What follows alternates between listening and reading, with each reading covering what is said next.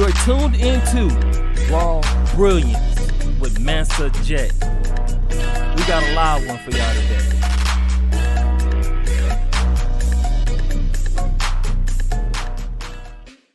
All right, everybody, I'd like to welcome y'all back to another episode of Raw Brilliance. I'm your boy, Mansa J, and I'm here with a very special guest, a young black brother that's doing big things out here and trying to make a new way for himself and showing the kids that it's more out here. And so, without further ado, I'd like to introduce Jonathan Hamilton. How you doing today, sir? Appreciate you for having me, bro. Man, off top. I'm alright, man. I'm doing well, bro. Happy to be in Austin, man. I'm down here in Houston, but I always love the city of Austin, bro. It's real free flowing out here. Space if I come out here, it's cool to hang out, you know. Most definitely. So you been staying safe out here, though? Yeah, bro.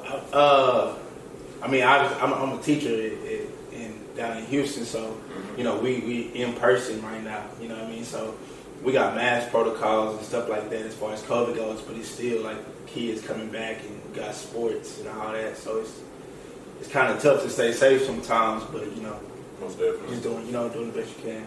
I always wondered what that would be like. Like with the kids going back to school and stuff. Is it being like a hassle? Is it like scary? Like how is it? I'd say at first there was fear, but like anything else, the more you're around something, the less afraid of it you become. So, we started off the year with like 300 students, and kids weren't. I remember the first day of school, bro. I'm introduced to myself. You want to come in as a teacher, you want to come in like high energy, dance a little bit, and kids just looking at me because I felt like psychologically that mask told them not to talk. I feel that. So like I would have to almost make kids talk. And that was the first time in my life my teaching career at least, I ever dealt with kids just not wanting to talk. But as more kids have started to come and as the years progress, this school, which is good and bad, because we not, social distancing and stuff is kind of tough to enforce social distancing anymore. Kids to come. Definitely, especially for kids. Yeah. But we making the most of it, bro. Yeah, for sure. What got you made you want to be a teacher to begin with? Man, so at Texas State, I majored in philosophy. Mm-hmm. I majored in philosophy with a minor in religious studies. And coming out of school, I didn't know what I wanted to do, bro. I didn't know what I wanted to do. And so at the time, there was a nonprofit in Houston. Well, there's a nonprofit in Houston called Freedom School. And basically, Freedom School is it's like a literacy enrichment program for inner city kids. Okay. So I was at this church called Greater St. Matthews, and I was teaching these kids from South Park, which is like one of the worst neighborhoods in Houston. Mm-hmm. And I don't know, bro, I wasn't good at it. You know what I'm saying? Like coming in at first, I wasn't good at teaching. I didn't know what I was doing, but I just knew I enjoyed being with them, and I enjoyed like the time. So I went from there. I became a sub for Houston Independent School District, and then I landed at Welsh Middle School, and the principal told me just keep showing back up. I was subbing. The third day I was subbing, bro, I got my phone stolen by a student. You know what I'm saying? And they were like, we know you're not gonna come back, and I was like, nah, I'll be back. Because at the time I had my daughter was on the way, so I didn't have time to be quitting jobs. You feel me? Yeah. So I'm like, now I'm gonna be back. And eventually they were like, if you get your certification, we'll bring you on as a 6th grade English teacher. And so that's what I did. And, that was 2018. So it's my 3rd year growing up. I'm glad I made that decision, but it wasn't on purpose, for sure. Yeah, for sure. Yeah. Yeah. That's like really how it goes sometimes, like you never really know where you're gonna end up. All you gotta do is, just like keep going, and then you're gonna end up at some point. Yeah. But you like the teaching though now? Like, is it like something that you see yourself doing like for a long career? Or yeah, I feel like I'm always be teaching, whether I'm in the classroom or not. I enjoy. And I was telling my kids this yesterday. We were working on these essays, right? We write these essays, and the prompt is, write about how failure can lead to eventual success. Definitely. And so that's what they're writing on and hearing their perspective and hearing like, them understand like the real value of perceived failure. It's like that's what I like about teaching. I don't like the meetings and the emails and like I'm not too fond of all that, but just seeing the light bulb go off for a kid, that part helps me through all the other stuff, you know. And also coaching. So I coach basketball, so helping kids like, bro. I had a kid, an 8th grader, bro. He asked me. He said, "Coach," he said, "how do I go from dribbling to making a layup?" And bro, I'm like, that's a tough question. You know, I never thought about that, but like, I've never thought about bro, that. You know? That's a tough question to answer. That's definitely like, how do you go from dribbling to making a layup? And but it made me really think, and I got a chance to break it down to him. And this is his first time ever playing basketball, and so just helping kids, seeing kids who want to get better, whether in the classroom or on the court, is kind of that's fun to me. You know, that's fun to me. So it's definitely fun. Yeah.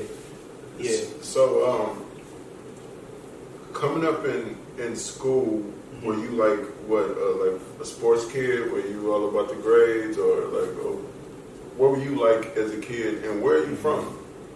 I'm from Missouri City, Texas. Missouri City. I got a lot of family in Missouri City. Yeah, I'm from Missouri City. I'm from Missouri City, Texas. Okay. I was a little bit of both. I was an athlete. I played varsity basketball at Elkins High School in Mo City. But I was also a kid, if I didn't really connect with the subject, I would do enough. But if like English and stuff like that, like I was always AP, pre-AP English. I cared about. I always like reading, I always like writing, I always like communicating. Mm-hmm. In the other classes, I do enough to get by. You know what I'm saying? So I was probably like a B student that could have been an A student, but I was, you know, kicking it. You know what I mean? So, but I had a lot of fun at Elkins. A lot of fun. So, and I played college ball for a little while at Texas Lutheran in Seguin. So, I was a little bit of both, like an athlete and a nerd a little bit. Okay. Yeah. I feel that. I don't really say nerd no more. You Wow. know what I mean? Because it's like, just because you study hard and you do the right thing in school, I don't think it should be labeled something like that. Yeah. You know what I mean? Like, you just doing what you're supposed to do, you know? Yeah. Take care of your business. You worried about your future. Ain't nothing wrong with that. So I wouldn't say it's a nerd. I just think you was handling your business. Yeah. You know what I mean? Because I guess nerd does have like kind of a negative connotation to it. It shouldn't, but it does, Yeah. you know, from over the years of TV, and it's always, Yeah. you know, like showed as being a nerd. So, like, if I'm talking to a kid, I'll never say nerd, and I don't like them saying it because, you know, I got a bunch of nieces and nephews. I don't have kids yet, but I got nieces and nephews, and I talk to them all the time, and I be hearing nerd still, but they use it in a negative form. Yeah. And I just always stop them, like, you know, no, nobody's a nerd. You either doing what you're supposed to do, or you're not. You know what I mean? So, but yeah, that makes sense. Yeah. But well, now I want to get into why we're here, though. We're here because you wrote this great book. Yeah. Let me see. I appreciate it, sir. Right here. You know what I mean? The champion me. Mm-hmm. And I'm giving my copy to my niece, my oldest niece or whatever, because this is like pretty much like beautiful for her to see, you know, a reflection of herself in there. You know what I mean? Mm-hmm. And that's what I was mostly, you know, like when I seen you was writing a book and I seen what type it was, I was really proud of that fact. Because one, I already knew you, you know what I mean, from back in the day. And the fact, and you're doing something that nobody else I know is doing right now. And then the children's book on top of that, with this type of imagery, you know, it's very powerful, especially for someone with nieces. You know, I got 5 nieces, you know. Wow. Yeah. So my oldest one, she's already reading and she loves books and stuff like that. So this is going to make her really happy, you know what I mean? And so I appreciate you for doing this, but what made you write this? Like, now that I know you have a daughter, was that the inspiration behind this? Man, I wrote this before my daughter was born. She was on the way. And I guess I was just, I don't know, because when you're about to be a father, you have a lot of anxiety. You don't know, you know, like, you're like, I got to get ready. Yeah, for sure. I got to get ready. This is going to be different. Especially having a daughter. I got a little girl coming. I'm going to be the first man she ever meets. I got to get ready. So I wrote it just as like what I wanted to be, what I was striving for as a parent, and kind of like the inspiration, bro, came from, I was watching like Rocky 4.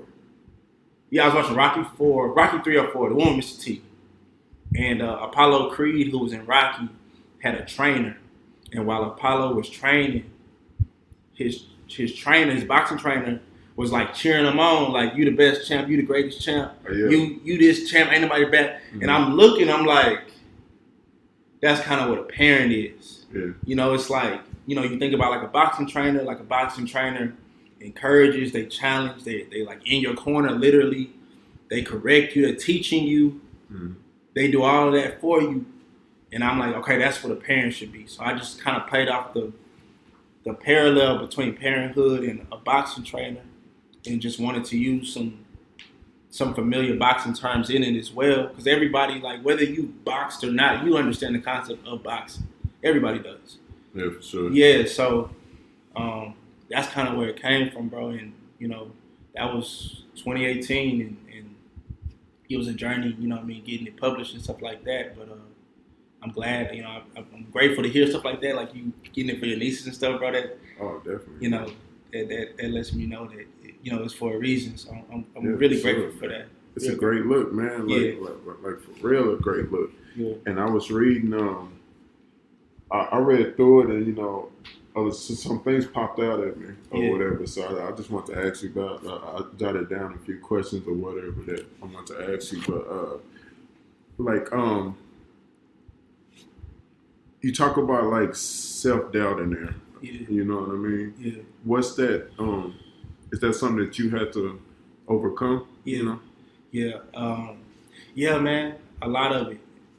That's kind of me and Chuck talk about a lot about just self-doubt or the feeling of not living up to your potential. Mm-hmm.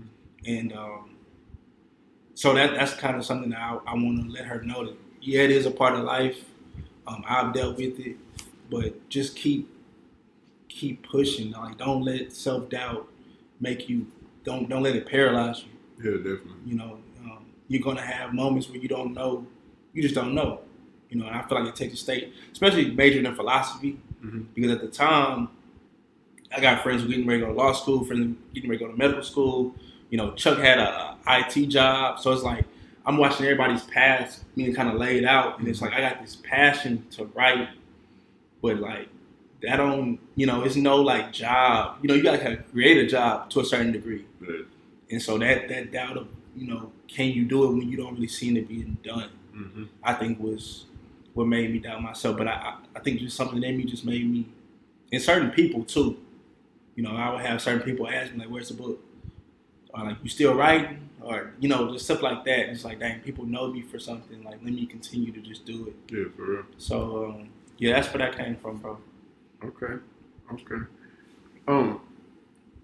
What role models did you have growing up? You know, like, who did you look at? Because I know in the beginning, well, in your forward, you were saying about, you know, some of the athletes and stuff that you looked up to on TV and stuff like that, and you saw. So, who did you look at that gave you inspiration or inspired you to be more? You know what I mean? I would say my dad for sure. That's a good.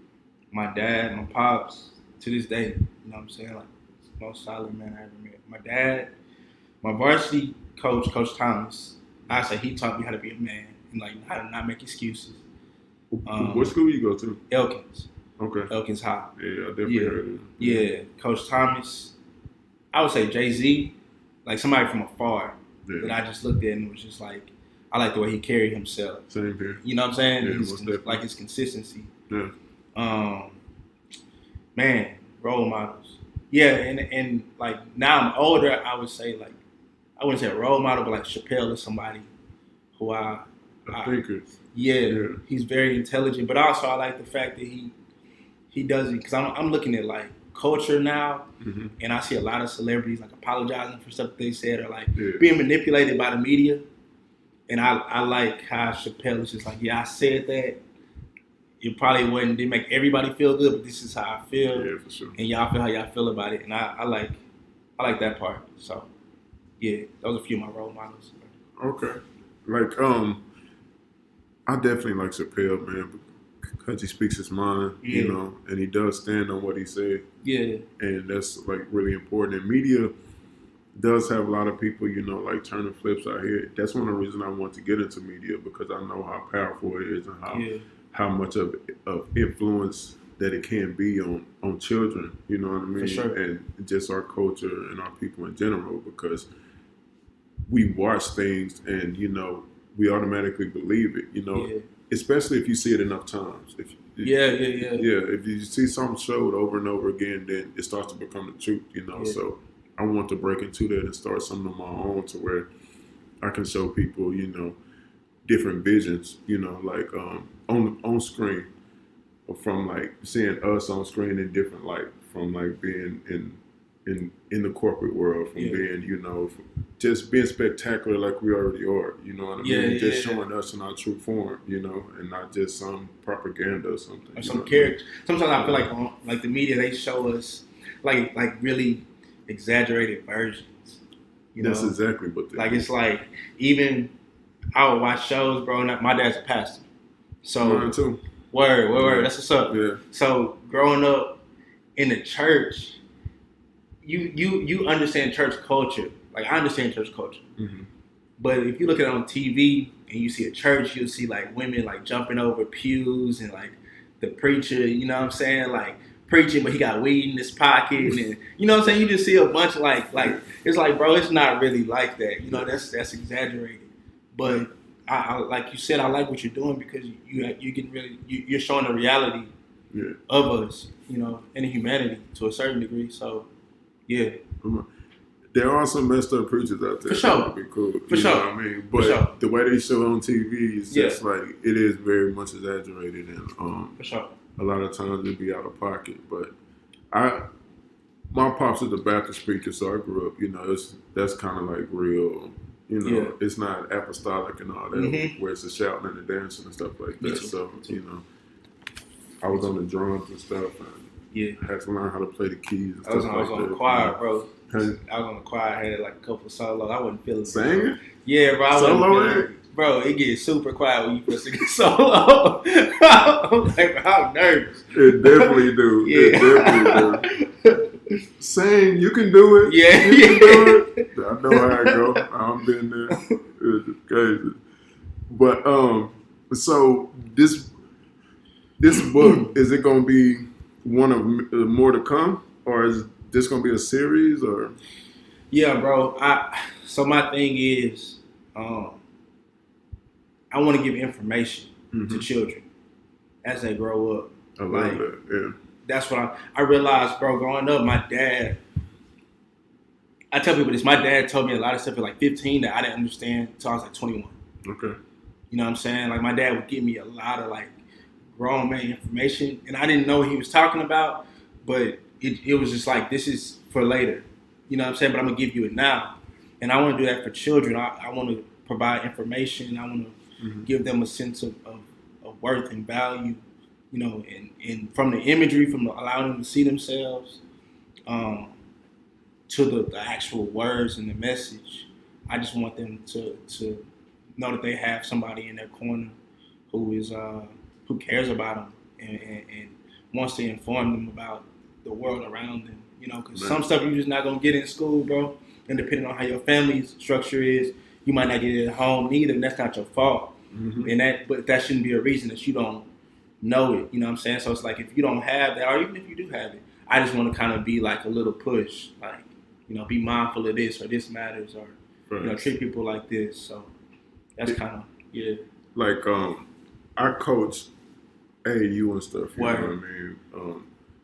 And that's one of the reasons I got into. I didn't want to do it at first because it's like, it's time consuming. You know what I mean? But it's like, I would always go to the gym because my homeboy started his own like organization and team and everything like that. So I would just go to the gym sometime, you know, like watch and chill with them and stuff like that. And then the kids started coming to talk to me and everything. Yeah. And then they just started getting more familiar with me. Then I started going to barbecues and stuff. And then they found out that I used to hoop and stuff. And I still hoop. So now they want to play me. And now it's like a whole relationship and stuff. And now I'm out here coaching it. You know what I mean?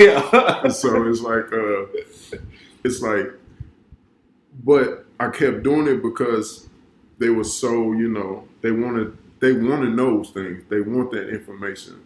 They want you to feed them, and they, found out I went to college and graduated, just like my homeboy, and stuff like that. So they was like, just asked me questions about everything I do and wanted to learn, and then I was just like, okay, like this is more than just basketball. You know what I mean? So I understand why my homeboy started doing it, and it made me want to come on board just to help them with that information and guide them in the way that I can and to get into college. And now we got like kids getting ready to go to college, you know what I mean? So, and that's like, I feel really good because they going and you had some type of play, because helping them with homework, making sure they stand up on their grades. Yeah. You can't play if you failing on this team, you know what I mean? And you can't just be passing barely. Like you got to have a good GPA because every kid, you want them to go to college or experience more. Even if you don't go to college, like know what you at least want to do or be thinking about it. Have you know what I mean? Yeah. Because school isn't for everybody. Right. You know what I mean? But we just want to give them information to help them be prepared for what comes next. Yeah. You feel me? So I completely feel what you're saying, And like kids, man, I just love them, man. Like because they just want information, they just trying to absorb stuff. So they bad a lot of times, but it's this love behind it though. It's just always for a reason. They want attention or something going on, you know what I mean? But I don't think no kid is just inherently bad. Like it's just something's happened, it's been something, so Yeah, they're realer than us. They're really their genuine self. Like genuine. They're completely, even if it's offensive or if it's disrespectful, they're really themselves, and I try to tell them, like I tell some of my kids, especially kids I have like with strong personalities, because that can put some people off. I tell them like don't let the world take that from you, like that, because that's a gift. Like you just like being in a room and not really caring what nobody thinks is a gift. It is, and most people don't. Yeah, most people don't have that, bro. It's just about like channeling it to something productive. And that's what I'm here for, just to help you channel that to something. But like, don't let nobody take it from you. Cause the world's gonna try.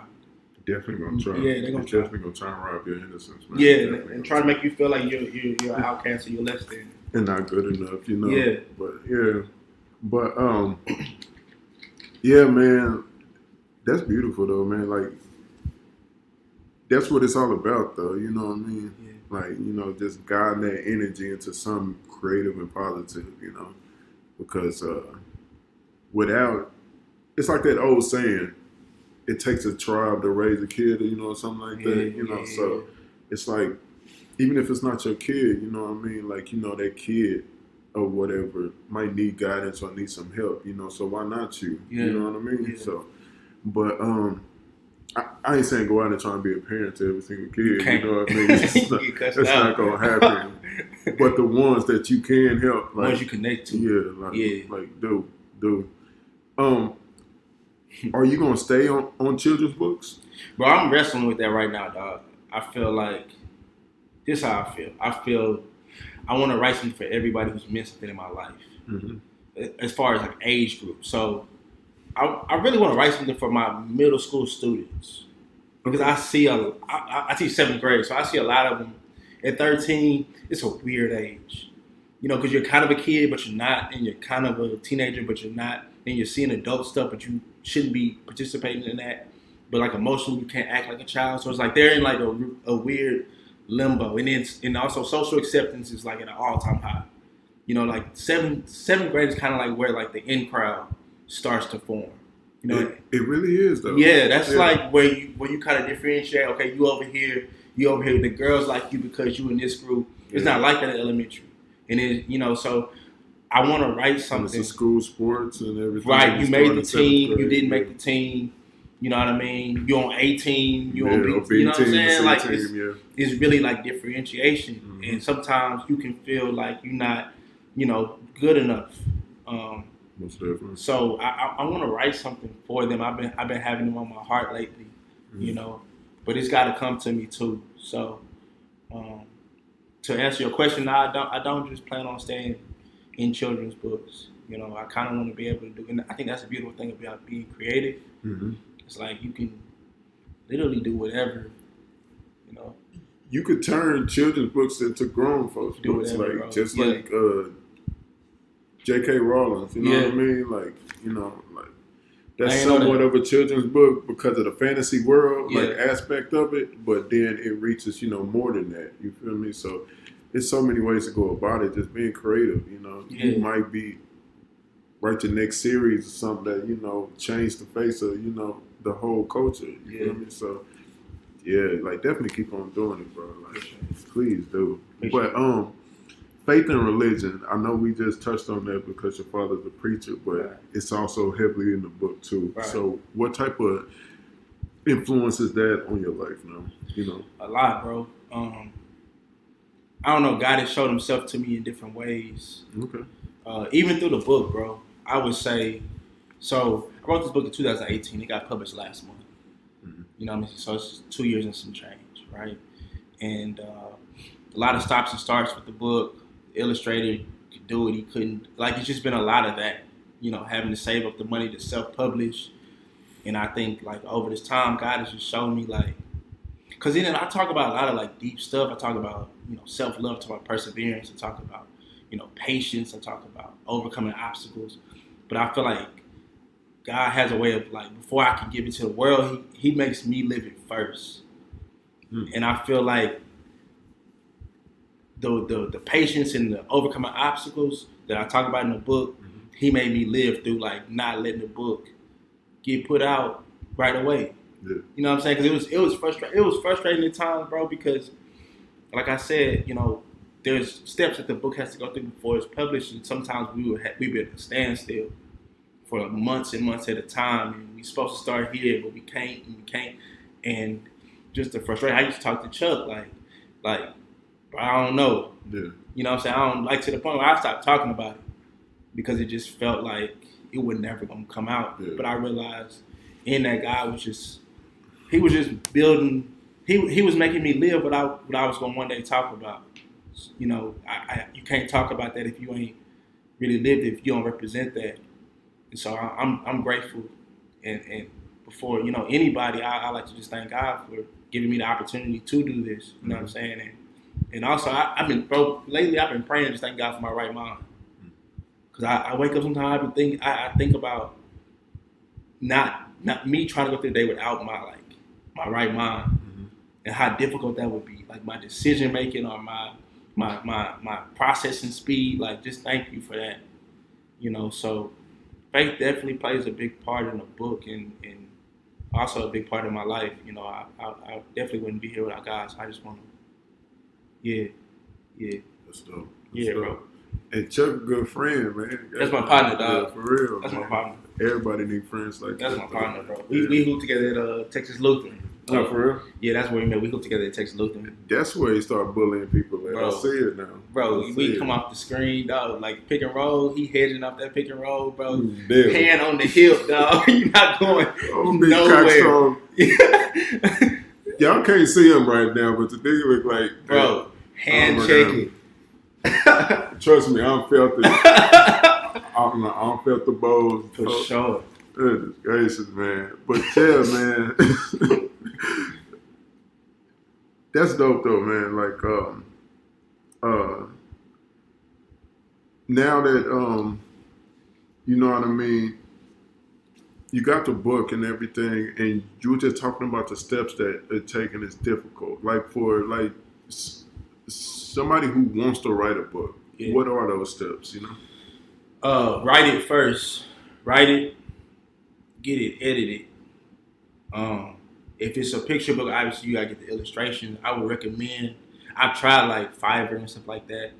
I would recommend getting to me personally. I need to work with people who I can like call. I'm the same way. Touch, bro. Like, I can't. It's hard for me to send people stuff, and like, I don't trust that. So I would recommend working with somebody like either in your city or somebody you have direct access to. And then once you get it, once you get the illustrations, the written, edited, you can literally put it on Amazon for free. Like once you get the book laid out, because Amazon wants the images, pixelated in a certain way, and they want certain dimensions and stuff as far as the printing. But once you get it uploaded to Amazon, it takes like 3 business days, and that's just us not having information, bro. Because when you see a book, you don't think a book can get made. Like you can make a book, but you can literally make a book by yourself and begin promoting it and marketing it, and you can do it independent. So that's what I personally recommend. I personally recommend owning your stuff, because if you do go to a publishing company, I was watching a Jay Prince interview, and it's Jay Prince, you know what I'm saying? And he said he wrote a book, and the publishing company was trying to take like 85%. Bro, chill. You know what I'm saying? So 85, bro. And it's like, bro, if they do that to Jay Prince, what they gonna do with me? You know what I'm saying? They might just give me copies of the book and pay me. You know what I mean? So that's Jay Prince, boss of all bosses, right. Man. He went independent and sold 100,000 copies. I know, I read it. Yeah, respect. So signs of respect. I would say definitely go independent. Once you own your stuff, once you own your IP, you could put it on Barnes and Nobles, you could put it on Amazon, you could put it on Simon, you could put it pretty much everywhere. Mm-hmm. It's just about figuring out the royalties and what works for you. Mm-hmm. But yeah, I've been getting a lot of questions about that lately. People just asking it. Especially if you're a Black author, let's get our stories out there. Let's get our stories out there. Let's get our perspective out there, because like you said, like we are being misrepresented. And we're the only people that can really tell our own stories. Yeah. That's the whole reason that I got into this whole film thing and writing and all that, man. Like just to tell my own stories. And I got a lot of them in me, man. Like my brain is always it's always going. You know what I mean? Like always going. Like always thinking. And I gotta write all the time. I got like 8 of these books, man. I just write all the time. I write down ideas and stuff, and then. Yeah. I don't even sleep sometimes because I get stuck on the idea, and like I gotta start typing, like I gotta start writing a script. I gotta start, you know what I mean? So, but getting our own ideas out, and me, I want to own all my stuff. Like anybody that watches this podcast or whatever, whether it's you listening to it on YouTube or wherever, but they know I talk about that all the time about ownership, owning your own thing. So I like that you did that, you know what I mean, and went that route because. You can make it happen for yourself, you know what I mean? You just got to put that work in, So, all my ideas that I have, like web series and stuff that I'm about to start filming or whatever, like we finally got the cast and everything finally all together and everything, all the equipment I need and stuff. So we finna start filming that, and just like other things in the works, but that ownership part, like they will take advantage of you for sure, because they feel like you don't have the reach to.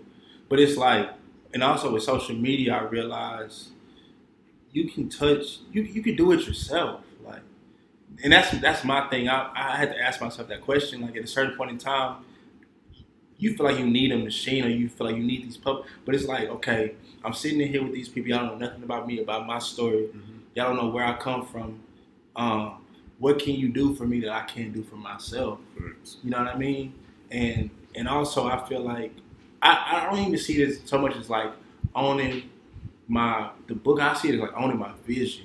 Mm-hmm. I see it as owning my vision. And that's something that I knew before I even put out a book, bro. I used to tell people I want to work with people, not for people. I want to work with people who do cool stuff, not for people, because then you could take this and manipulate this to market it. And, now it doesn't hold the same purity as when I created it. Yeah, because they will flip it if they can. For sure. If it's going to make more money in their minds another way, like starting your own stuff, it's going to be slower. Of course, that, you ain't going to get that instant cash flow. But over a long period, it will be better and more rewarding. You building it for yourself from the ground up, and then you ain't got to worry about all that stuff in the future about trying to fight back for your rights for certain things and doing all that. And have a nigga lower you up and do all that. Even Chappelle, bro, it's like, I was watching Chappelle's, especially he put on last week, like on Instagram, I believe. It was on Instagram? Yeah, he put it on Instagram. It was like 18 minutes, bro. I didn't even watch it. He put it on Instagram. But he talking about Netflix and HBO Max owning Chappelle Show because they just put Chappelle Show on. I seen them tweeting about that. Yeah, Okay. and so he asked Netflix to take Chappelle Show down because he wasn't compensated for it. Getting paid for it. And it's like Chappelle is somebody who is, he's here. Mm-hmm. And to see him still dealing with that, people not trying to pay him or for his work, he literally has his name on the show, That's why he left, because they were trying to, Right. his vision was being skewed. Yes. You know what I mean? Yes. So exactly what you were saying, and what you want to avoid, Yeah. that's what he went through. You know what I mean? So Yeah. it's examples out there for days and days if you really want to look at it. But sometimes going with the bigger company or whatever, it may help. That may be the right move for you. You know what I mean? But you really got to look at the numbers and look at it and see if you really do believe in your stuff and if you think that's the best route for you. But a lot of times, and most likely in the long run won't be, if you want, control of your stuff. You know what I mean? I think too, that's kind of why I realized too, being independent makes you wear multiple hats, because there is a creative side where you're creating from a pure place, but also there's a business side where it has to make sense, and you gotta differentiate. That's a big part of it. Yeah. Is the business side of it. Yeah. Like that's the easy part for me is creating. The hard part for me is like staying up on social media and posting my stuff and like emails and stuff. Emails and calls and so Yeah. that's the hard part for me. Yeah. You know what I mean? Yeah. Because I just want to take my cameras and go make something. Yeah. But then I gotta promote it because I gotta eat. Yeah. So I don't got no regular job. So it's like I gotta always be hustling. So the business part is definitely a big aspect of it. Sure. So folks really need to study up on that and understand that. Like Song be always trying to put me on game as well. And Song is behind the cameras right now, so y'all can't see her as well. But she watches videos all the time and do all that type of stuff and study up on it and stuff. I learn from her, like she tries to learn stuff from me, but I learn a lot from her. You know what I mean? Just from the other side of promotion wise, because I'm not hip to that. Me neither. Like I just got on the YouTube stuff, trying to start to separate my pages from my personal page and have be professional and do all that. So I'm behind on that. I got content for days. I just gotta post it. You know what I mean? So I remember one time I had called this. She already wrote a book, and I'm on the phone with her. We talking, and I want to talk about the book. Like I'm talking about the vision and all that. Yeah. And she's like, "Do you have your EIN number?" And I'm like, "Nah." She's like, Some basic stuff. She's like, "Do you got a DBA?" I'm like, "Nah." She was like, "Okay." It costs like $25. Yeah, she was like, "Do you have an LLC?" I'm like, "Nah." So she was like, "You're not ready to write a book, because you're not gonna be able to maximize it. You're not gonna be able to maximize it because your business on the back end isn't straight." Yeah. And she was like, "When you're sending your book to people, do you send NDAs? Do you?" And she just kind of took probably about 15 minutes, bro, and just put me on a lot of game and how to monetize my stuff. And I appreciate that. I appreciate that, but it also showed me there is another side to it. If you're gonna be independent, because you don't have that machine handling that for you. It's you, and whatever team you have is you. So, but it's a lot of the times you don't know until you go do it. So I tell people all the time, the best teacher is just going to go do it. 99.9% of the time, all the film and everything, editing and coding, I learned that all on my own just by getting the programs and playing with it for days and weeks. I just zone out in it. You know what I mean? Just go do it and start. Start taking steps. And it's gonna cost some money too, and that's okay. It's gonna cost some money. And that's okay. That's fine. But the bigger the risk, a lot of the time, the bigger the reward if you put in that real work in and not half-assing yourself. You know what I mean? So it's gonna cost money. You gotta take yourself serious, and then the world might. There's no guarantees in none of it, but still though. I like that. I'm gonna try though. I like that. Take yourself seriously. Got to, I feel that. man. But yeah, man. So What's next for you though? Man, Christmas break. No, I'm playing. Right now, just promoting the book. We're looking at 2021 doing some book signings. Stuff is really weird right now with COVID. So a lot of places just either don't, a lot of places that you would go for a book signing either don't accept people or they don't accept that many people. Mm-hmm. So hopefully stuff gets worked out with, but springtime we're looking at doing some book signings and continue to promote. And I'm starting to get into writing mode for another. I'm a little bit nervous, bro, because it's like people have been messing with this one so hard. I don't know. It's just. It's dope, bro. I mean, yeah. So it's just dope, man. It go back to that self-doubt of like, can I do it again? Yeah. But I'm starting to write again. And just teaching, just teaching. So I had some of my students actually bought my book, and that was like really cool. You know what I mean? Yeah, it's a good feeling. Yeah, bro. That was cool. So just getting ready for 2021, writing some stuff down and putting stuff into play, bro. That's kind of what I'm on right now. Good, man. Yeah. Blessings, man. Like, I'm really gonna be looking for whatever you got going next, my dude. I love this. I know my niece gonna love it. I'm probably gonna buy like 3 more for my other nieces, like, cause they getting in age of reading, but also I want their older brothers to read to them because I make them read a lot too. So but I'm gonna need one of my copies autographed. I got you, dog. You know what I mean? I got just you. In case. Well, when you do blow up or whatever, I already got that first copy edition. I'm gonna frame that thing on the wall, my dude. You know what I mean? But yeah, bro. Man, my brother. Is there any? Oh, tell the people where they can get this at. You can get this book on Amazon.com. Mm-hmm. Search The Champion Me. Also leave a review, 5 stars preferably, telling how you feel about the book and stuff like that. You can also follow my Instagram page at The Champion Me. For all updates and visuals and pictures and all that cool stuff on the book, and just continue to support, continue to tell people, and we're gonna keep pushing. Definitely gonna keep pushing this thing. Y'all gonna see where to get it in the description section. If you're watching this on the website, or you're watching this on YouTube, or if you're listening to it on iTunes or wherever, it's gonna just check the description section wherever. You're gonna see where to get it from, where you can find it at, where you can get my dude at. Hey, where can they get your personal information if they trying to reach if any business, anything? Jono-Ham. That's my Instagram. It's JONODASHHAM.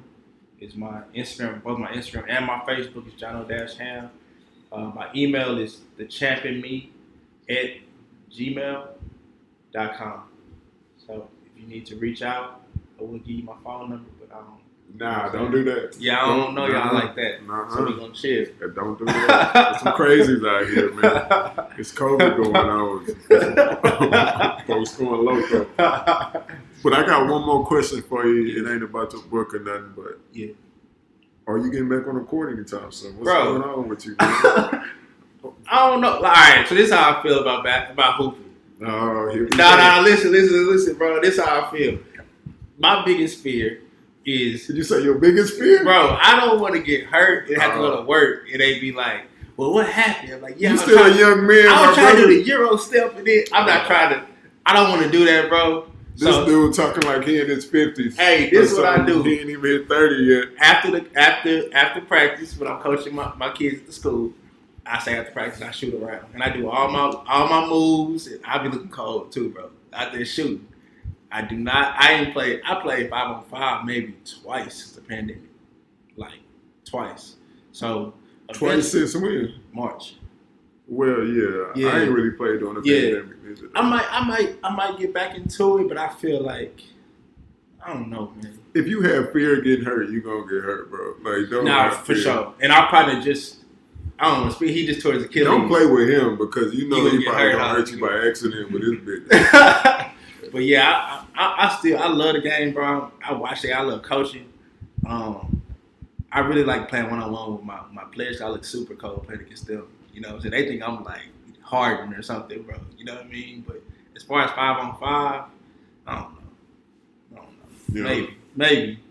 All right. Well, Yeah. if you ever want to get it back out there after the pandemic over and we We can get it get in. back out there safely, you know We what I get it mean? in. Bro, we used to run fives together. We used to win a lot, bro. Yeah, you know what I mean? You know what I I mean? used to get a bucket. Had He used to get a had bucket. had to get a couple out there, Mhm. goddamn. But yeah, but man, I appreciate you, my brother. Like, Appreciate for you, bro. real. I appreciate your time. And everybody, that's another episode of Raw Brilliance. I appreciate y'all for joining me. Y'all like, subscribe. We got some new things coming for the website. It'll be up. We're starting a web series. So y'all get ready to look out for that. It's going to be exclusively on the website. It'll be exclusively on the website.